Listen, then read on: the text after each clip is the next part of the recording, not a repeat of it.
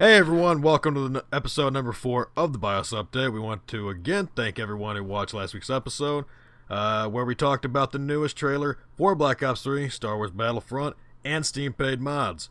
If you want to watch that, the link to the previous episode will be in the description. Today we have Alex, AK, Shug, Stone Mountain 64, and myself, Pro Sparns. Now let's get into it. Last week, as I just mentioned, we talked about the newest Black Ops 3 trailer. This week, though, there was another trailer. I think it looked pretty good for a Call of Duty. I don't know what you guys think, but I'd like to hear. I think it pulls some things from Titanfall, but I think that it's eerily similar to Titanfall in terms of the wall run. But in videos that I've seen other people do who have seen more gameplay, they say that there's other mechanics that separate it from Titanfall. And I think, Stone, didn't you touch that in your video about some of the mechanics? So the wall running's in it, but I don't think it's similar to Titanfall because it doesn't have any Titans in it. That totally, or AI, and that's totally different versus the game. And the wall running on Titanfall was insane. I think that that's going to be good in this game, especially a lot better than Advanced Warfare with the boosting all over the place. It became way too hectic. I've liked those Call of Duty games in the past because of the fast pacedness to it, but when everybody was flying all over the place, you couldn't get kill streaks, and that was my favorite part of the game. Yeah, I totally mean, agree. There's a lot of good kill streaks that come out of this timeline, though. In the years like 2070, I mean, think about all the cool shit they can come up with. I mean, you saw a brief glimpse of like that crab-looking thing. I mean, if that's a kill streak, that might be a little overpowered, but I mean, that could be really badass. Like, I mean, it's not exactly like a mech from Titanfall, but it's like just a giant turret-looking thing. Looks awesome. That seems like, I think that might be campaign. I don't know. That was supposedly was a mix of campaign plus multiplayer gameplay. I was watching some of the interviews from it, and some of that was multiplayer gameplay, like when he was swimming underwater. So you can now swim underwater and kind of like swim quickly, and then if you slow down you can shoot while underwater. And that scene was in a multiplayer map, and then he hops out and uses the gauntlet gun. That gun, yeah, that looks overpowered. I don't that's what I was gonna say. I don't know how they can make that not be overpowered. I mean, if they make the switch time a little bit slower than what we saw, maybe it won't be so overpowered. But I mean, if they make that a secondary, right? So maybe you don't get like a pistol or something like that. That's just your secondary. That not that overpowered. It's just like switching in any other Call of Duty. Well, that the way Gatling gun. do you know how the specialist system works in this? I do not. So the way that Call of Duty is now going to work is with a specialist system. So like you still choose your creative class or your custom class. Every time you die, you can change it, but each game you choose your character. So you're either this chick who's got a one-shot pistol, and they each has got their own backstory. You go in with that character. You can't change with them, and you have a special ability that comes in similar to Titanfall. How it's like every few minutes you get your Titan, and if you get kills and stuff, it comes in faster. I think that's how it works. Well, that's how this is going to work. So if you're getting kills, you can decrease the time to call in that special ability. And that gauntlet gun is one of the special abilities. Same with that pistol that the guy used. It's a one-shot kill pistol.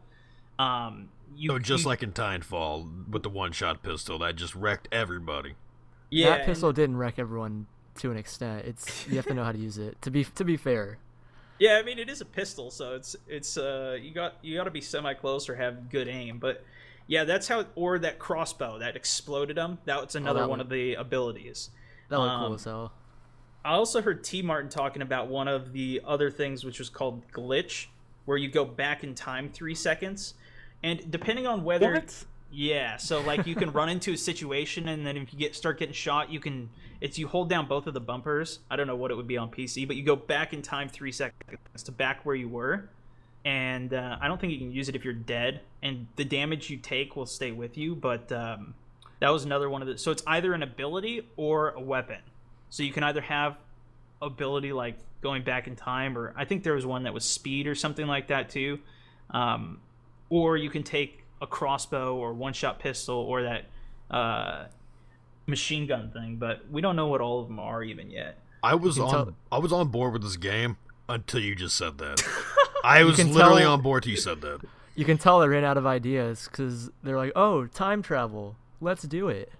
I mean, if you think so, it's supposed to be like 2 to 4 times you can get it per game. So it's not like you're just going to be popping this thing off every second. Okay. Oh, okay. So it's just like all of these things. So you can only call that weapon in 2 to 4 times per game, and I think it goes along the lines of the kill streaks, kind of. But it's more like a support kill streak thing. And I think a lot of people might think it's epic or think it's really cool, but at least traditionally Call of Duty, especially on YouTube, has always been like, oh, this sick gameplay, this is awesome. Or like Call of Duty phase This montage. is going to ruin every single one of those montages or like 30-man kill streaks and things like that. You know what I mean? Yeah, And totally. once again, Call of Duty lowers the skill gap. Yeah, it's going to be Rage Fest. So, I think that's under anticipated. What do you think, I was AK? about to say, so this is how they're gonna work their campaign, huh? Time travel. Yeah, I just thought about. Yeah, I guess that's how they would do it, huh? Oh, no. Yeah. So that's how they're gonna do the whole, flip back and forth between timelines thing. It's not just gonna be some kind of memory or flashback. It's could gonna be be. time travel. That just I don't sounds, like that. Yeah, I until you said that, I was like, oh man, the game looks awesome. Now that you say that, Let's talk about the fact nobody man. wants this game. I want the Old game. school, I want grounded the classic. game. No, you No, don't. I want the game. I want the futuristic game. I am a strong You're not a believer Call of that Duty fan, then. Interesting. I am a Call of Duty fan. I want this game, man. I have played fucking World at War. World at War was one of my favorite Call of Duties. I hated Call of Duty 4. It was a good game. I just didn't like it for obvious reasons. It was really clunky as fuck for most like the kill streaks. Like take a helicopter for example. That fucking helicopter sucked ass. 1 RPG to it, bam, out of the sky. Yeah. Sucked ass. At least whenever you got like a chopper gunner in like Black Ops 1 or Modern Warfare 2, at least there were flares. 1 fucking helicopter, man. If you start going further back in time, you start limiting yourself on things like kill streaks. Because then, like if you went back to World War II, right? The World of War kill streaks were recon, artillery, dogs. Because that's the Dogs fucking were awesome. technology that they had back in those days, man. Well, I mean, you could argue, you could have like a rolling thunder, just like a big old bomb coming through or That was something like awesome. that. No, you couldn't do that back in World War II. They You're didn't have the stealth misunderstanding what bombers. I'm saying. Nobody wants exosuits. Nobody wants to jump around in jetpacks. Nobody wants this time travel stuff. No, they People want the want the jumpsuits and grounded- jetpacks. People want something They were that's awesome. Those interesting. were awesome mechanics in Titanfall. But they the don't. problem is, AK, no, they Titanfall don't. had no end game. Sure I do. agree with AK that it had Titanfall's no a end completely game. different game than Call of Duty. Nobody But the wants these mechanics exosuits. everybody Stone loved. just said it. People jumping around and shooting people. That's not Call of Duty. At all. Call of Duty, it's grounded player warfare. But Nobody's nobody. jumping in the sky. Well, No, here's the but- thing, though. That was pretty popular, but they need to do something new because people are just saying rinse and repeat, rinse and repeat. Advanced Exactly. Warfare was new, and people were like, okay, this is pretty good. But then the gameplay mechanics themselves, although they were different, it just didn't stand up to the test of time. Or it wasn't, it was different, but it wasn't different enough to revive the series. And I think this is a more mellowed version of that advancement where you're not going to be boosting all over the map, but you're going to have the aspects that people absolutely raged for in Titanfall. That game had so much hype before it came out because of the wall running, because of the double jump, the sick animations and everything. This game can have that sort of hype and that fast-pacedness, but not be as insane as Advanced Warfare was. I think that might level it out a bit more. Now, I'm not going to say this is going to be a super popular game or bring the series back alive, because when something's so complicated like that, I think that makes it less inviting, especially to newer players. But yeah, I don't think there's enough right now. People I will don't still know. buy the game. It's a Call of Duty game. Oh yeah, Well, people are going to buy it. Let me ask you this, Stone. How do you think competitive play is going to be? How do you think the pros are going to react to all of this new shit that they're coming out with, like time travel? I mean, obviously, stuff like that, they're already banning stuff, in competitive play and Advanced Warfare. You can't use certain guns, you can't use, like, the boosts and shit like that, because it's unfair. But how do you think they're going to tackle that, because Black Ops 2 started the whole, like, it was competitive play, you know what I mean? Like, they just went all competitive with it. Well, the thing with Black Ops 2 that was interesting as well was that with their competitive, you could use the kill streaks. You can use all the functionality that was in the game, and the pro players are probably going to get pissed up. I have no idea. I've never talked to them any about this, but I'd imagine if they don't like kill streaks, they'll probably get pissed at these little attributes and things you can go into the game with. But hopefully they just leave it all in. And like if they do have a league play or more competitive, they just leave it all in the game so you can play it. And this game is actually only coming out on next gen, so it's only going to be on Xbox One, PS4, and PC. And supposedly they're going to be playing a lot more emphasis on the PC, trying to like really get those players involved and bring them back to the series. Yeah, I don't know how that's going to work. Yeah, good luck. It has to be really good for that to happen. Yeah, and I imagine they're just trying to capture some of the audience that's like roaming between Battlefield and all these other games right now. I'm just trying to like capture that. The guys that are trying to go to CS:GO, try and capture them and get them interested in this. There's a huge market open right now for first-person shooters. So I mean, if they make it really good and fluid, would you guys play it on PC? No, probably not. Yeah. Unless there was something really enticing about the game. Like if it was really well optimized or they had a certain mechanic that I liked, then I might consider it, but I'm probably not going to buy Black Ops 3 on PC. I will say this. I bet the storyline's going to be great. No, for yeah. Single player. I'm sure Multiplayer single is going to suck, though. Zombies is going to be fucking great. Zombies is going to be great. Treyarch does zombies the best. But it's going to be exosuit zombies. I want No, zombies. it's not. No, They will it's not not. be It's exosuits, going to be regular This is zombies. Treyarch. Is it gonna be the same four It's guys, regular or did zombies. they Treyarch would not destroy ruin that? No, zombies. man. If you played the storyline of zombies, you'd know that it's not always the same four guys. Like, where else could they go? I'd like those four guys. Oh, dude, they could. Treyarch. See, the best thing about Treyarch zombies is that they take it everywhere. They don't give a fuck. They will bend the rules on everything. Yeah, like in fucking Black Ops 1, time travel existed somehow. 2, time travel existed, and aliens, and zombies, and all this other like crazy ass shit that made no fucking sense existed. Like they just keep going. They keep upping the ante. The guns are like insanely crazy, random. Yeah. Like what? Yeah, and they could reference any of this stuff with Easter eggs and. Oh, the Easter eggs. See, now that's what I'm really looking forward to. Each game, the Easter eggs get more and more fucking ridiculous. At some point, it's just gonna be just like they're gonna make whatever game next Treyarch game is. They're gonna have zombies in it, and the Easter egg is gonna probably be so fucking difficult that nobody wants to fucking do. That's the problem. The Easter eggs are fun to do because they're so hard. It's a challenge. It's instead of just endlessly killing zombies for however long you can survive. You have an actual objective. Do the Easter egg. Do it a couple times. Figure it all out, Put all the pieces together. That's why I like the zombies. I love the Easter eggs. I'll probably end up buying Black Ops 3. I'll see what it looks like at E3. If at E3 they show some good shit, I'm like, alright, I'll buy it for the multiplayer and whatnot. If it doesn't look that great, but zombies look good, I'll buy it for the zombies. But I assume zombies will be good. So are you gonna get it on PC then, or do you have a Xbox One? No, I'm gonna get it on PC. Dude, there's gonna be nobody playing that game. You'll have nobody to play with. No, there'll be people playing on dude. PC. There will be people. Even on PC Advanced Warfare, people are still playing that game. Really? Yeah, there's still people there's- playing There's that. a small player base. 2,300 people playing right now, and Advanced it's a free Warfare? weekend, so it's probably can't even take that into effect because it's a free weekend. That's almost more than Hardline. It's almost more than Hardline. That's exactly what I was gonna say. Speaking of that, Patch came out. yeah, First patch. Yeah. You guys played it yet? Oh yeah, I played it. I'll play it. Got You some guys like it? Got some kills. Tried out some new stuff. Like the Yeah. K10 is weaker, which is good. That thing the was K10 overpowered for way too long. It was ripping people apart. I haven't noticed too much other things in terms of weapon balance of things being too overpowered, but they made some good gameplay shifts that I think needed to be happening. They've apparently mended. I say mended because they didn't fix it. The TDM spawns. They're not perfect, but they're a little bit better than what they were before when the game So came out. they made it so you just really spawn more on, at least from what I've noticed from playing it, you spawn a lot more on the perimeters on the outside of the map. closer to friendlies, and I didn't get. I played for a good couple hours, didn't get spawn killed.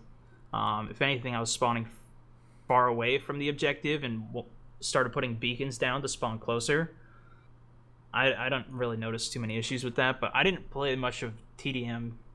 I don't play much of it, and I didn't play much of it pre-patch either, so...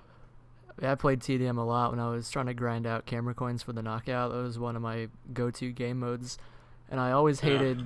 My most hated TDM map is probably Dust Bowl. I'm sure, Shug, you agree with me. Mm-hmm. That map is awful on TDM. I played that yesterday, and I kept spawning either in the meth house or behind it, or by the radio tower.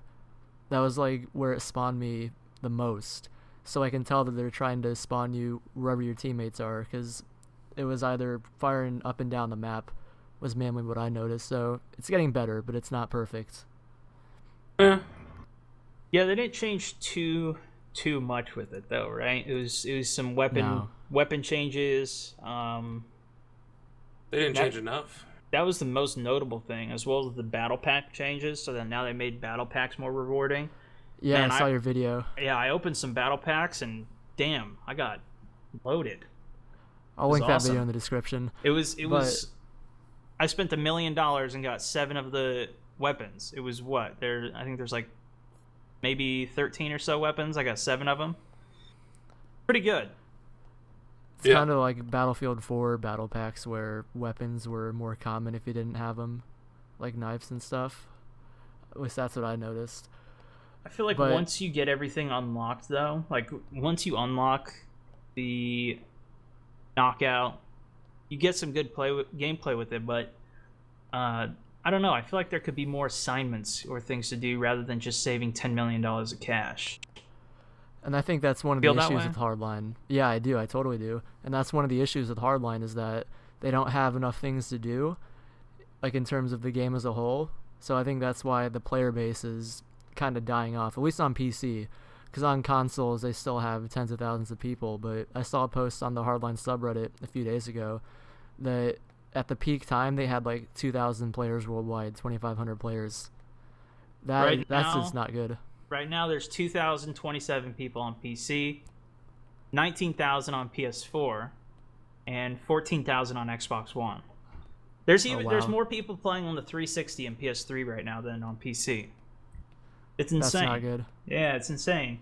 There's not many people playing it, and even if you try and get servers, like I've tried to get even just heist servers, and there's one heist server going that even has anybody in it, and it's full, so you can't join it. That shows how critical the PC players are of the game. Yeah, definitely. But also, like GTA came out. People have been playing that. There's a lot of other options out there too. I'm not sure, man. I don't know why people Counter-Strike's picking up some of it too.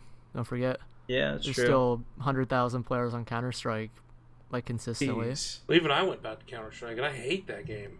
But see, the difference between Counter-Strike and a game like Hardline is that Counter-Strike, or Valve in particular, they actually update their fucking game pretty regularly. True. And whenever people get pissed off, they change it. Usually they only change it whenever the pros get pissed off, but they do make changes. They do listen somewhat to the people that make their game what it is. I think. And plus, can't you mod like your own game modes and stuff into CS:GO? Isn't that a thing? Like with the community servers, you can basically. But that's just community servers, though. I think the issue with Hardline too is that there's just not many people playing it, so then it's hard to justify spending all the money to give all the support to the game. You know what I'm saying? Like it didn't do that good. There's not that many people playing it right now, especially on PC, that they can't just push patches out for the PC for the 2,000 people playing it on average every day. They've got to wait until they can get approval from the Xbox and the PlayStation and then roll all of those things out at one time. And it's just like, it's a mess to do all of that on top of, actually doing all the coding and whatever's behind that. There's more people playing Battlefield 4 right now. And because of this, all the players for that and the support for it, people still buying premium and playing this game, they can keep supporting it, and then it kind of keeps it alive in that process. But if people aren't playing it in the first place, then trying to spend the cash to develop something and like continue doing it in hopes of more people coming, I feel like that's more difficult and harder for them to get approval from EA for more funds or whatever they need. Yeah, I agree. They need to use PC as the testing ground, and they need to release patches every week at least. Well, they're coming out with a CTE. I don't know if you guys heard about that. Nobody has premium to play it. That's the problem that I was gonna say. They're releasing a community test environment for Hardline only for premium members, but you have to consider. Play it. I was on the 2,000 people. I was on the Battlefield 4 CTE today, and there was 10 people on it. Like, how many people God. do you? And there's 10,000 people on PC with 10 people on the CTE. How many people do you think are going to play CTE for Hardline? No, it's just a waste of 2. money. They need to release more maps. They need The to thing is, too, move the blood money pile. Every time you play blood money, it's in the same place. Yeah, that's true. You're fighting over the same spot. Even in Heist, it's the same thing.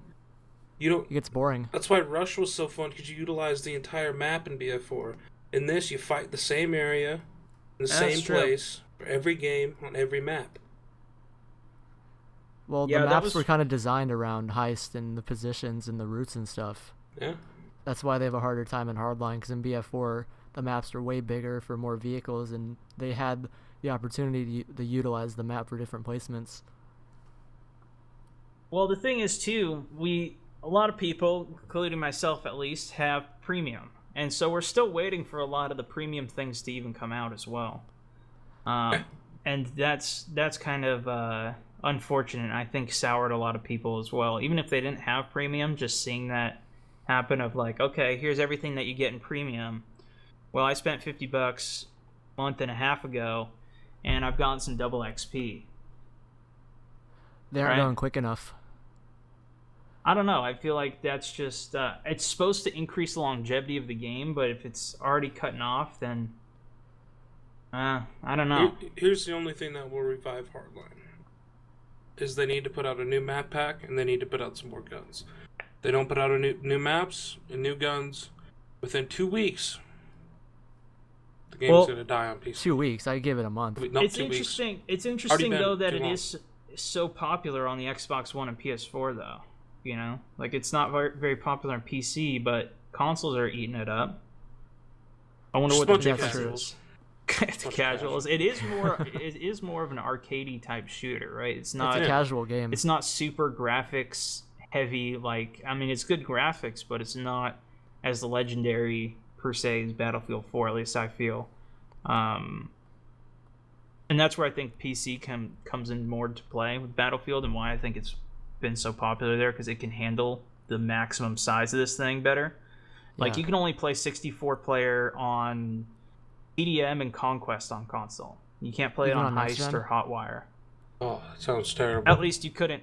And now they have a patch, so you can have custom servers. So now maybe you can. I'm not sure. I haven't tried it yet, but another thing they need to do is, if you guys go and look at Hardline, all the servers that they have, they need to cut those down.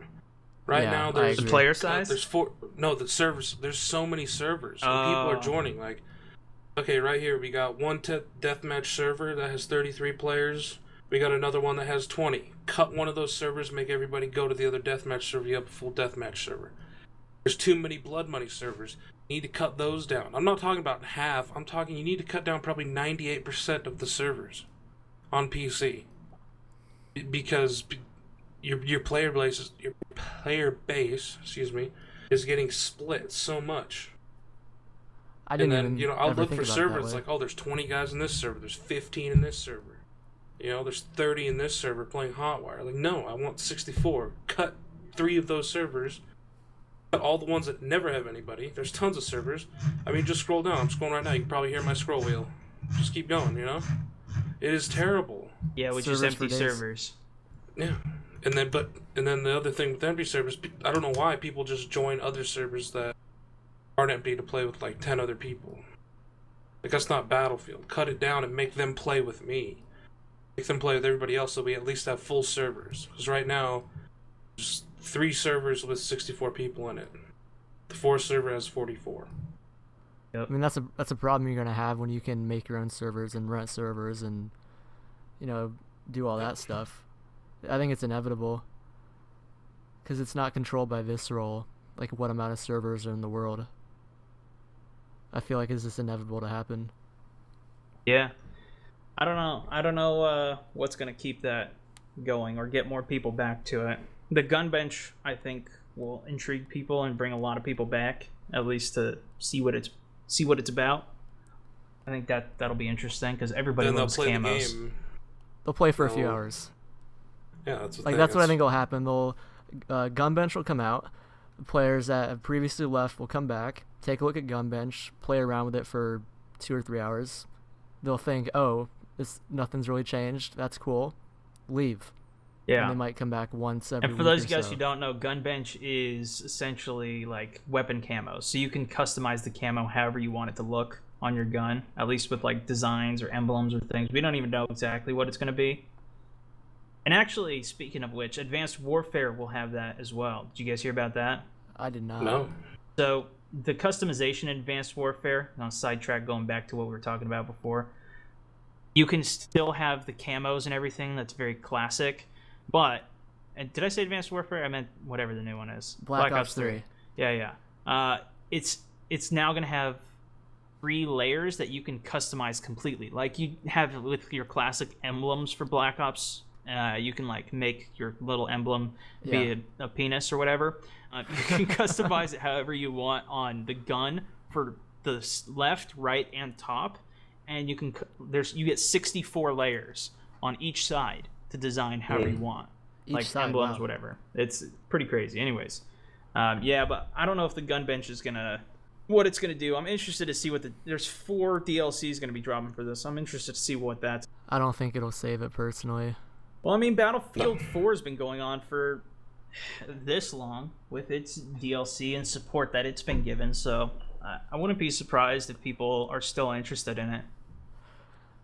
I mean, I think it, like you said earlier, it comes down to what the PC players do, because PC players in any game are arguably the loudest minority when it comes to voicing their opinions. I mean, we've seen that with the whole Steam paid mods thing, and it kind of transitioned into that. I don't know if you guys heard, but they canceled the paid mod program for the Steam Workshop, which is awesome. You guys probably talked about that last episode, huh? Yeah, we did. We talked about the initial start of it. We didn't talk about, because it just came out on Monday that they got rid of it. It only took them 4 days to finally realize their mistake. That's 4 a loud days. community. 4 days. But you know what happened, though? Amazing. Did you hear how much money they made? They made $10,000. That's it. They also said they lost millions due to lost man hours. Exactly. Fucking $10,000. That is ridiculous, man. Now, see, this is okay. I already talked about my problems with it last week on the show. This is what I think. They're gonna come back. They're gonna go back to the drawing board. They didn't say that they were just gonna not have it. They just took it down and they said they fucked up. See, this is what I'm thinking. They're just gonna come back in a different way. Maybe they're gonna just have the donation button. That honestly might be the best. You donate whatever you want, or you pay what you want. You know what I mean? You want to pay 50 cents for this fucking weapon mod, and that's acceptable. And it's 20-25 cut, whatever it may be. I like that idea. I mean, donations is I think that it should just go off of a donation only platform, and that Bethesda should only get. Now, see, this is where the water gets muddy, because technically you're making a game, or you're making mods, which make money off of a game that's already been made by a big company like Bethesda. And I think Bethesda sees it the same way, is that, well, I mean, it's kind of unfair that you can make all this money off of something we made. We put all our money and time and effort into just do this one simple fucking thing, and you make, $100 off of it. I think we should get a couple scraps of that. And, I can see it from their point of view, but the cut that was going down is fucking ridiculous. It shouldn't Unfair. be, Unbalanced. I think what it was like 35, it was like 35, 25 or some shit like that.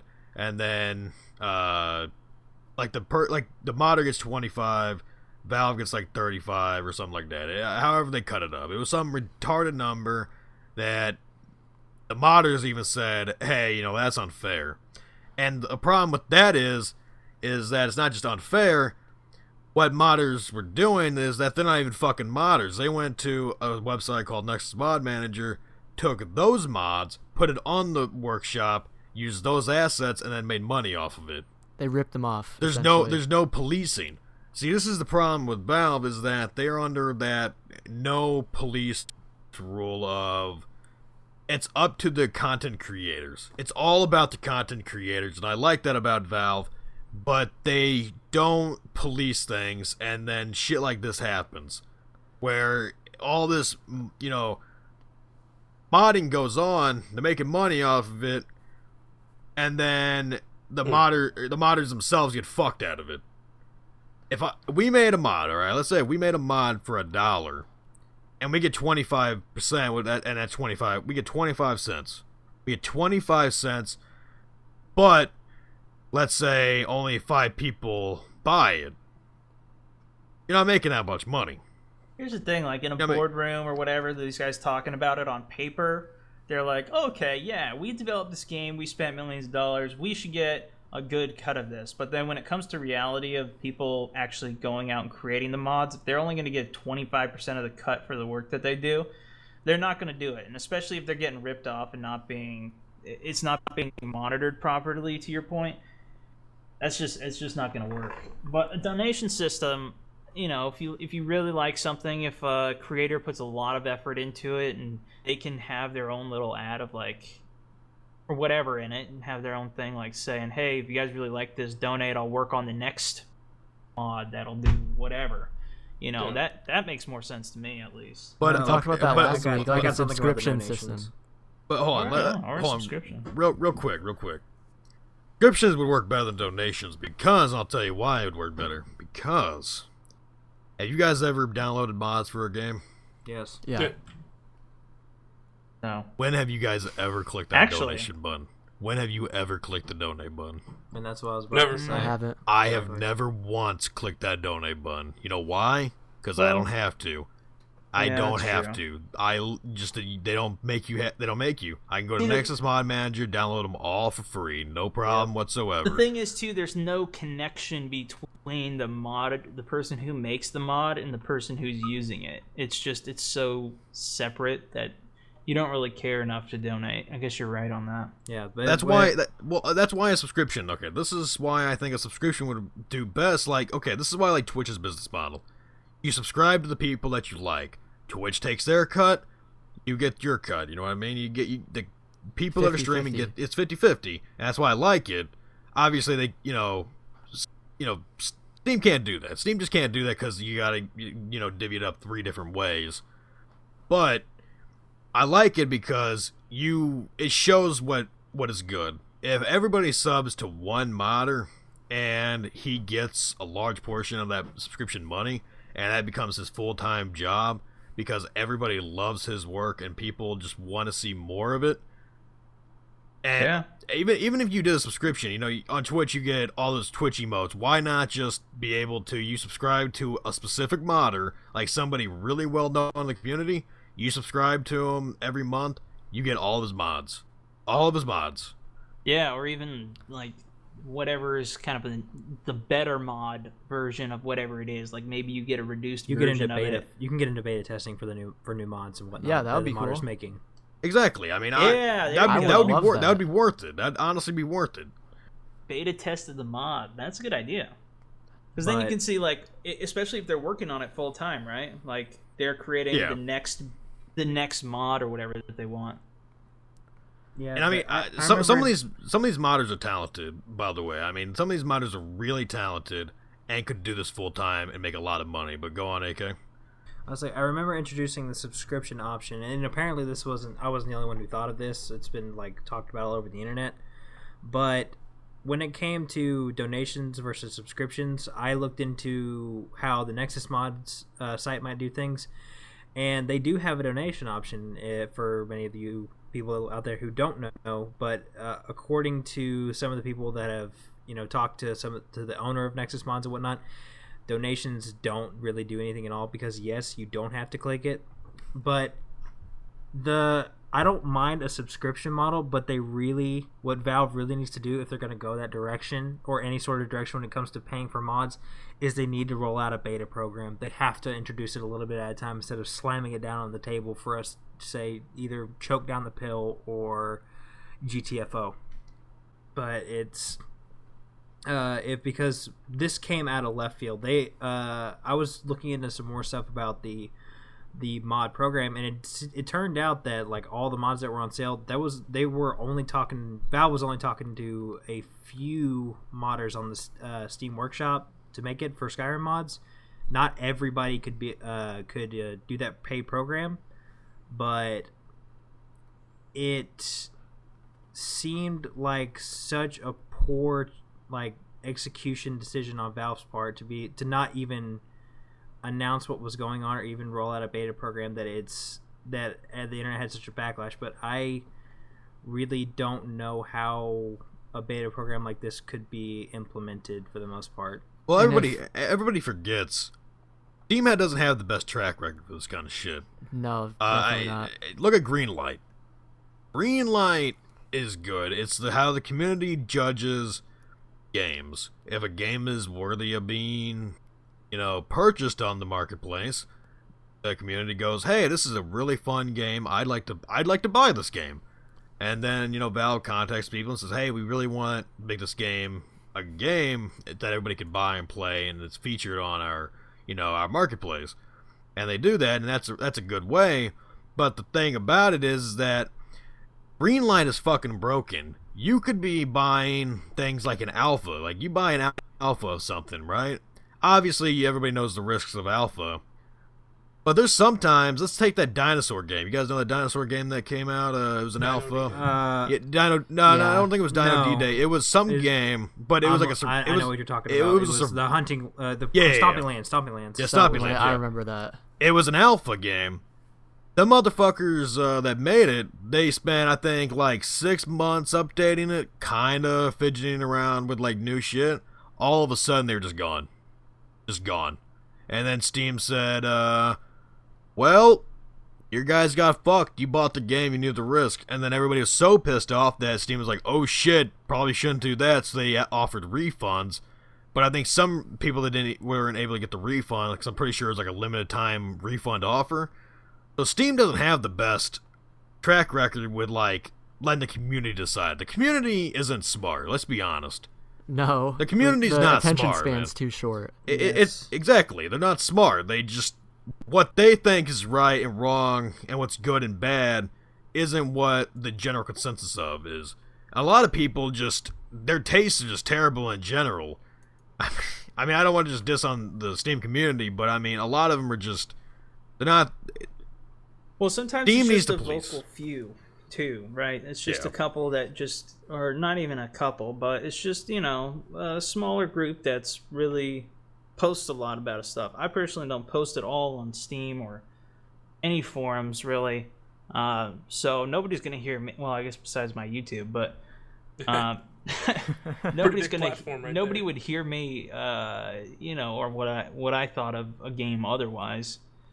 And that's how a lot of the more casual players are, there's a lot of casual people who just play on Steam or just download game, whatever, don't necessarily go into forums or post about what this next game's going to be about. They just get the game. Like, years ago, I wasn't looking on, before I started YouTube and stuff, I wasn't looking on forums or checking out, like, trying to be well, I guess I didn't really have it much at that point either, but trying to be a part of what was going to be in the next game. I was just like, oh, there's a new Halo coming out. They got dual wielding in this thing. Holy crap. And then that's where it ended. And then I got the game on midnight and loved it, and that was I didn't really post about what the changes should be or things like that. Well, this is where promoting consumer awareness would probably come in handy, and that's where platforms like where you work from Stone can really come in handy when it comes to YouTube, because some of the most popular people in the gaming community are people that usually advocate consumer awareness. People like Total Biscuit, Jim Sterling, Boogie. Jesse Cox. Yep. What, Alex?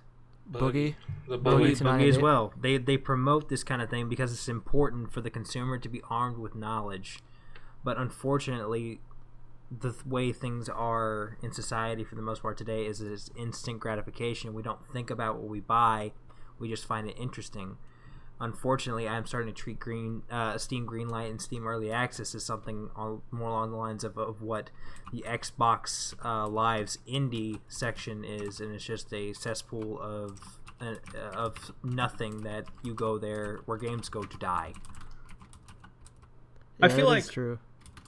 Yeah, I feel like all this knowledge and knowing what's going to come out in the game and being aware of everything, do you think it's helping? Like, do you think we're seeing a difference really? We still have, everybody complains about DLC this, DLC that, games are too expensive, yet every game's it's still the same price. They just get less sales. Battlefield Hardline, I was saying it, a lot of people were saying it, that it should have been less money when it came out for the amount of content that it was versus other games. But over the sales of Hardline, yeah, they kept the same, and I don't know what the sales were, but the amount of people playing it was not best. Yeah, they sell that's the million thing though, copies. is the people investing their time in it. If they don't invest their time into something like into the new game, like Hardline, they still can't make sales off of DLC and stuff. They in the long run they will end up losing money because they keep betraying. Their sales were good though. I don't know about their sales. I didn't bother buying Hardline. It fell off the radar for me after the beta because I just didn't care about it anymore. But It did fall off the radar a bit for a lot of people. it's beginning to be more of a popular thing for consumers to be more aware, because there are more people out there with a platform to have their voices heard. More people are wanting to promote it because it's really not fun to get screwed over out of your hard-earned cash, especially a $60 game which you don't play because it's just, you think it's terrible. But that's how I was with Destiny. I bought Destiny and the DLC, and I got to the max level and then never even played any of the DLC. Exactly. I think that's the Wasted general my consensus money. of a lot of people, man. Yeah. Wasting Yeah, money. yeah, but when it comes to people being more careful about what they're spending, that's what a lot of, I think, developers and publishers out there are starting to realize now, is that people are in the gaming community are probably trying to guard their wallets a little bit more, and that's why they're trying to do all this really weird stuff, like how Call of Duty's trying to get into the whole Titanfall thing, or how they did an Advanced Warfare change up stuff. They have to refresh things, or they're going to end up losing the people that buy it every year.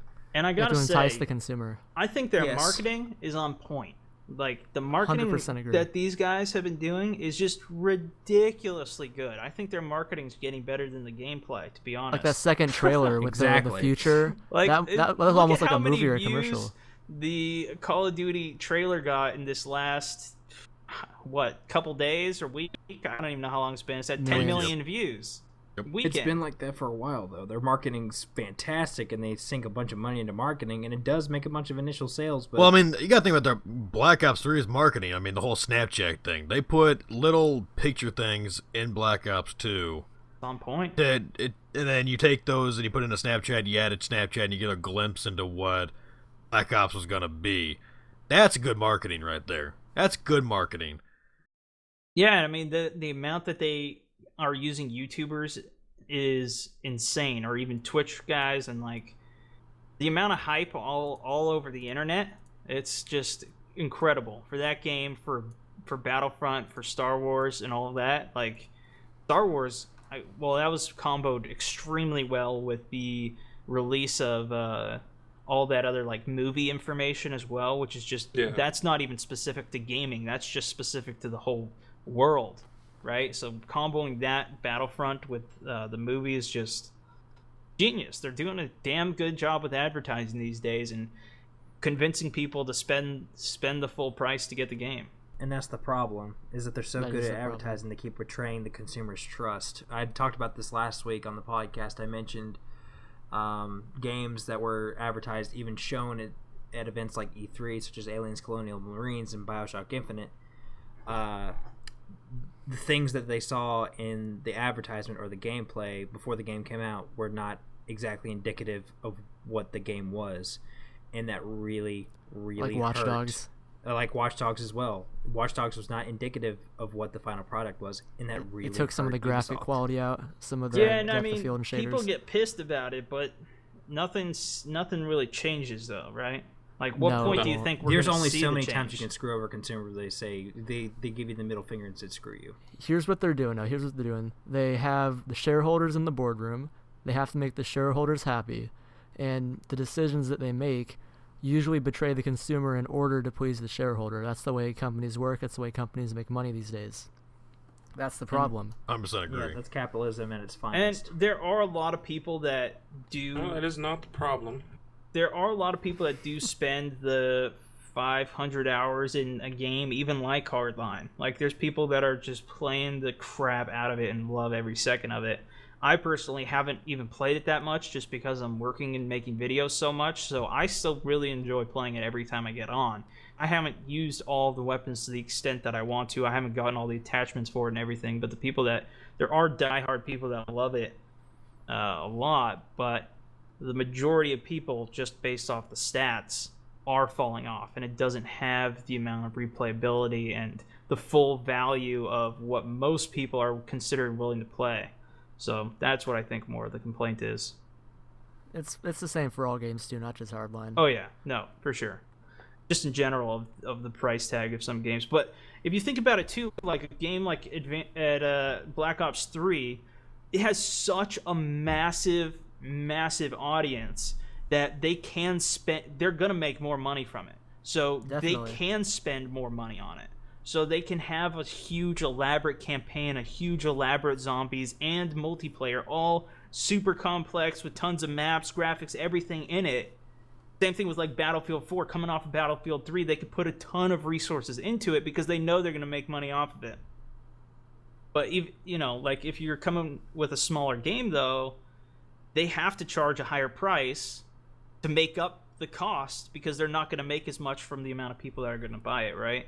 Yep. Yeah. Don't you think? And I then agree. because of that, it's a smaller game, but they still have to pay the same price. It's like Evolve, right? That game only has a multiplayer, same concept, every maps are different, but it's still a $60 game for a lot of replaying the same thing. Don't forget Couple of the modes. $200 of DLC. Yeah, on top if of you want- $60. Yeah. If you want all the characters and all that stuff, yeah, I mean, it's crazy. But when a game is not, especially if it's going to be on so many different platforms, they have to charge more to make up for that gigantic cost to develop such a huge epic game. And so many people are playing Call of Duty, even if the game, I don't even know how to explain it, but yeah, I think that makes sense, right? Yeah, it's for the most part,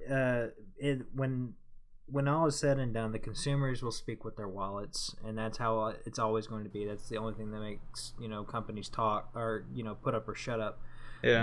But when it comes to spending so much on advertising, that's the problem I've always had with that kind of thing. Is that why would you spend so much money advertising a game when you could actually put more money into developing it? Yeah. And with the way advertising is nowadays, people over the internet will sing praises of your game to high heavens, and it will still make sales no matter what, especially people with big audiences. Yeah, it's true. I mean, if you develop a good game and the underlying mechanics are really that strong, then advertising for it, you don't even have to do that much advertising, or the advertising you do should bring in permanent customers wanting to play long term. CS:GO or Counter-Strike's been super long term game, incredible. Same thing with League of Legends. That game is insanely popular, and it's just growing in popularity off such a simple concept, but it's a quality game with mechanics that people really like. They've known and loved for a long time. Yeah, we can get into this a lot, especially with sports games. Maybe we'll talk about that next week. But Pro, take it away. Alright, guys, we're running a little bit on low on time. Thanks for that awesome segue there, Shug. Yeah. But anyways, thank you guys for watching. Links to everything we talked about are in the description. Like, subscribe, all that good shit. But we'll see you guys next time. See you guys. Later.